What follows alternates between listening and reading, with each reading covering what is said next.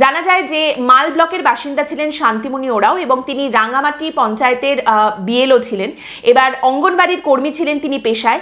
সকালবেলা মানে দিনের বেলা প্রথমে তাকে অঙ্গনবাড়ির সমস্ত কাজকর্ম করতে হতো, তারপরে সারাদিন ধরে কাজকর্ম করে আসার পর তাকে বাড়ি বাড়ি গিয়ে ফর্ম দেওয়া, ফর্ম ফিল আপ করানো, সেই ফর্ম সংগ্রহ করে আনা, সেই সমস্ত কাজকর্ম করতে হতো। কাজের একটা প্রচন্ড চাপ শান্তিমণির মাথার উপরে ছিল। তার স্বামী বলছেন যে এখানে যে এনুমারেশন ফর্মগুলো দেওয়া হয়েছে বেশিরভাগ ফর্মই বাংলায়, কিন্তু এখানে বসবাসকারী বেশিরভাগ মানুষই হিন্দিতে কথা বলেন, অতএব সেখানে বানান ভুল হবার একটা বড় জায়গা উঠে আসছিল।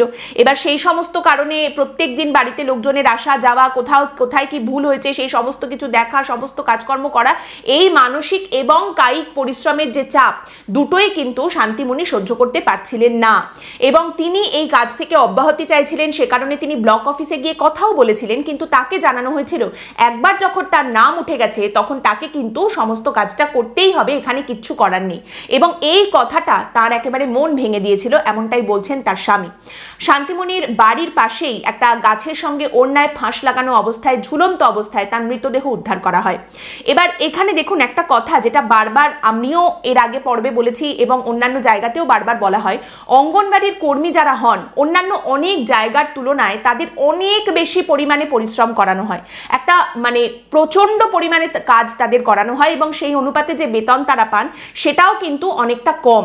এবং সেখান থেকে দাঁড়িয়ে সেই সমস্ত কাজকর্ম করা, নিশ্চয়ই বাড়িরও কাজকর্ম করা এবং তার সঙ্গে এই ফর্ম ফিল আপের বিষয়টা, যেখানে তার একটা বড় রকম সমস্যা হচ্ছিল, বাংলা হিন্দি ভাষা সেই স্পেলিং বানান কি হবে, কোথাও যদি ভুল হয়ে যায় সেটাকে আবার আপলোড করতে হবে, ডিজিটাইজ করতে হবে, সেই সমস্ত কিছু মিলে প্রচন্ড একটা চাপের মুখে তিনি ছিলেন।